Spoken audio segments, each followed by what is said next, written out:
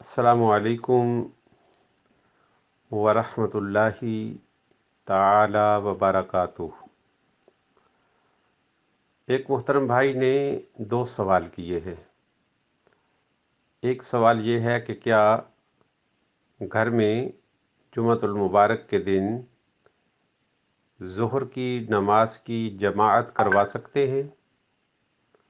جواباً عرض یہ ہے کہ جماعت کروا سکتے نہیں، جماعت کروانی چاہیے۔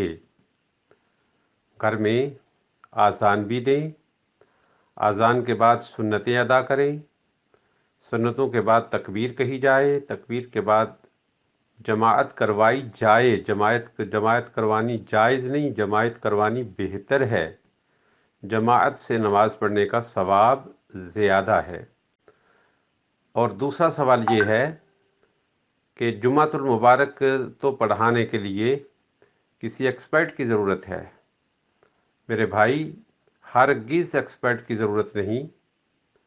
ایسے ہے کہ آپ اذان دیں، اذان کے بعد جمعۃ المبارک سے پہلے 4 سنتیں ادا کریں، 4 سنتیں ادا کرنے کے بعد ایک صاحب کھڑے ہو جائیں اور وہ سورۃ الفاتحہ پہلے خطبہ کے طور پر پڑھ لیں، پھر وہ بیٹھ جائیں چند لمحات کے لیے، پھر کھڑے ہو جائیں اور پھر سورۃ الفاتحہ پڑھ لیں۔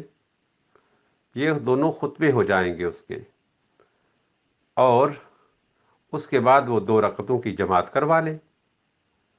تو جمعۃ المبارک میں اور نماز ظہر میں فرق ہی نہیں ہے۔ میں انشاءاللہ العزیز اختصار کے ساتھ پورا خطبہ چند ایک کلمات میں انشاءاللہ العزیز آج ہی واٹس اپ کر دوں گا کہ وہ خطبہ کافی نہیں، وہ خطبہ بالکل مکمل خطبہ ہوگا۔ یہ جو عام طور پر خطبہ پڑھا جاتا ہے، اتنا لمبا خطبہ پڑھنا بالکل ضروری نہیں ہے۔ خطبہ میں کیا چیز ہوتی ہے؟ خطبہ میں اللہ تعالیٰ کی تعریف، نبی دو جہاں صلی اللہ علیہ وسلم پر درود پاک، اور قرآن پاک کی ایک آیت اور حدیث پاک ایک، اور مسلمانوں کو قرآن و حدیث پر عمل کرنے کی نصیحت۔ یہ تو 6-7 جملے بنتے ہیں۔ دوسرے خطبہ کے اندر اللہ تعالیٰ کی تعریف، نبی دو جہاں صلی اللہ علیہ وسلم پر درود و سلام، خلفائے راشدین کا اور عشرہ مبشرہ اور صحابہ و صحابیات کا ذکر، اور عامت المسلمین کے لیے دعا۔ یہ بھی 5-6 جملوں میں خطبہ ہو سکتا ہے۔ میں انشاءاللہ العزیز بشرط صحت اور بشرط زندگی آج واٹس اپ کر دوں گا جمعہ کا پہلا خطبہ بھی اور جمعہ کا دوسرا خطبہ بھی۔ اور زبانی پڑھنا بھی کوئی ضروری نہیں ہوتا، آپ خطبہ دیکھ کر پڑھ سکتے ہیں۔ اور جو شخص عام نماز کی جماعت کروا سکتا ہے وہ جمعۃ المبارک کی جماعت بھی کروا سکتا ہے۔ جمعۃ المبارک پڑھانے کے لیے قطعاً کسی ایکسپرٹ کی ضرورت نہیں۔ اور میں سمجھتا ہوں کہ کرونا وائرس کا شاید یہ پازیٹیو افیکٹ ہے کہ اللہ تعالیٰ یہ چاہتا ہے کہ اکثر صاحبان ایمان ان مسائل کی پریکٹیکل کر لیں۔ نہ جماعت کروانا مشکل ہے، نہ جمعۃ المبارک کی جماعت کروانا مشکل ہے، بالکل آسان ہے۔ یہ ایک ہیزیٹیشن ہے جو مسلمانوں نے بنا رکھی ہے، اور اس ہیزیٹیشن کو ختم کریں۔ اور بھی بہت ساری چیزیں ہیں جن کے لیے ہم انتظار کرتے ہیں کہ امام صاحب آئیں اور وہ کریں۔ ہر ایک آدمی امام ہے۔ نبی دو جہاں صلی اللہ علیہ وآلہ وسلم کی امت کی یہ خصوصیت ہے کہ پہلی امتوں میں صرف انبیاء اور ان کے نائبین واعظ و نصیحت کرتے تھے۔ اس امت کا ہر فرد واعظ اور ناصح ہے، ہر فرد مبلغ اور معلم ہے۔ تاجدار دو جہاں صلی اللہ علیہ وسلم نے فرمایا جس کے پاس میری ایک آیت بھی ہے، ایک حدیث بھی ہے، اس پر لازم ہے کہ وہ آگے پہنچا دے۔ بلغوا عنی ولو کان آیا، اگر ایک حکم بھی آپ کے پاس ہو تو آپ آگے پہنچا دیں۔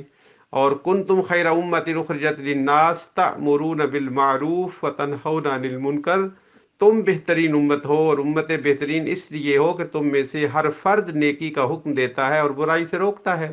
تو نیکی کا حکم دینا اور برائی سے روکنا یہ تعلیم ہے، یہ تبلیغ ہے، یہ تلقین ہے، یہ نصیحت ہے۔ لہذا اس امت کا ہر فرد مبلغ ہے، اس امت کا ہر فرد ملقن ہے، اس امت کا ہر فرد معلم ہے، اس امت کا ہر فرد واعظ ہے، اس امت کا ہر فرد ناصح ہے۔ اگر دین کے مبادیات کا ہم سب کے پاس علم ہوتا تو جو دن ہم دیکھ رہے ہیں یہ قطعاً نہ دیکھتے۔ میرے خیال میں نے جواب کو بڑے واضح انداز سے بیان کیا ہے، اور انشاءاللہ العزیز آج 4-5 جملوں کا کامل خطبہ، پہلا بھی اور دوسرا بھی، میں آپ کی خدمت اقدس میں پیش کر دوں گا۔ ہاں، یہ بات ذہن نشین فرمائیں کہ جمعۃ المبارک کے دن اگر مسجد میں جمعہ ہو رہا ہو تو پھر ضروری ہے کہ ظہر کی نماز اگر گھر پہ آپ جماعت کروا رہے ہیں تو وہ اس وقت جمعۃ المبارک کی جماعت مسجد میں ہو چکی ہو۔ جمعۃ المبارک کے دن اگر مسجد میں جمعہ منعقد ہو رہا ہے تو آپ اس دن ظہر کی نماز جمعہ کی نماز کی جماعت سے پہلے اپنے گھر میں نہیں پڑھ سکتے، یعنی جائز مناسب نہیں ہے۔ جمعۃ المبارک کا ادب یہ ہے کہ جب مسجد میں جمعہ ہو جائے تو اس وقت گھر میں ظہر کی نماز کی جماعت کروائی جائے۔